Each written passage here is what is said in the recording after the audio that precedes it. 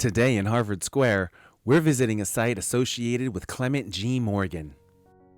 Clement G. Morgan was born into slavery in Virginia in 1859. Freed by Lincoln's 1863 Emancipation Proclamation, he would move to Washington, D.C. to receive his high school education. After graduation, he learned the barber's trade. Upon deciding he wanted the best education possible, he moved to Boston and enrolled in Boston Latin School at the age of 24. After 2 years of college prep, he was admitted to Harvard University at age 27. To pay his Harvard tuition, he worked in Boston as a barber on Shawmut Avenue. Many of his Ivy League classmates found this appallingly low class for a man of any race. Others admired his work ethic and sacrifice. His talent shone brightly, and his classmates elected him to give a speech at Class Day, the day before graduation. When it emerged that W.E.B. Du Bois had also been elected to speak, the committee decided it would be awkward to have black men giving 2 out of the 6 speeches that day, and Morgan was ousted. A protest by nearly all of the senior class would reinstate him. It was not only the first time that a black man would give the speech, but the first time a working class man would be elected to the honor usually reserved for Boston Brahmins. In 1890, his senior year, he and his classmate W.E.B. Du Bois competed for the Boylston Prize for Oratory. Morgan won, with Du Bois coming in second place. He also delivered his first prominent speech on civil rights that year at a church on Charles Street. He urged black parents to work hard to send their children to school and not to be ashamed of their race. He would tell them, "I am glad to be a Negro, and I mean it from the bottom of my heart. I mean to be a Negro. On the bottom of my heart is written Negro. If any of you are ashamed of your blood, it is cowardice." Upon completion of his bachelor's, he attended Harvard Law School, becoming the first man of color to receive degrees from both Harvard College and Harvard Law.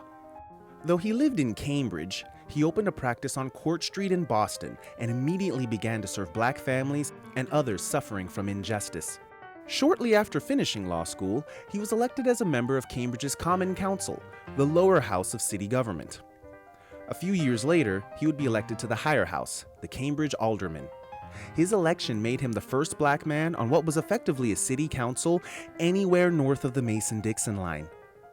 The two houses would combine to form the Cambridge City Council we know today in 1916.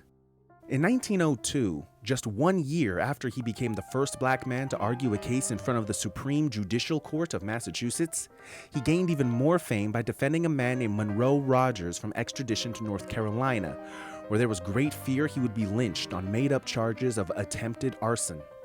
Rogers had regularly stood up for himself against tobacco factory overseers in Durham, North Carolina. When an overseer kicked and beat him, he and several other workers had walked out of the factory. Countless others had been lynched for such acts of defiance of white authority, and the entire group had been forced to flee to Massachusetts. The ensuing trial forced the Boston area to discuss whether any black man could get a fair trial in the South, or if lynch law was the only law available to the Southern black community. Morgan represented Rogers as an attorney. While he lost the case, the episode caused a new wave of Boston-era civil rights activists to seek justice in an increasingly terrorized Jim Crow South. The following year, in 1903, he defended noted civil rights activist William Monroe Trotter when Trotter was arrested on charges for inciting the Boston riot, which had been more of a shouting match and protest against the accommodationist policies of Booker T. Washington. His activism on several other fronts earned him an invitation to the Niagara Falls meeting, where W.E.B. Du Bois appointed him to be in charge of the Massachusetts branch of what would become the Niagara Movement, and later the Boston branch of the NAACP. Throughout his life, rather than seeking national fame, he dedicated himself to justice in Boston and Cambridge.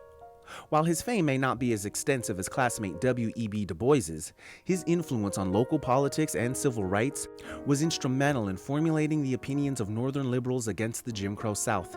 In 1991, a park was finally dedicated in his honor behind Central Square on Columbia Street in Cambridge. In 2005, a marker was placed on his unmarked gravesite in Mount Auburn Cemetery.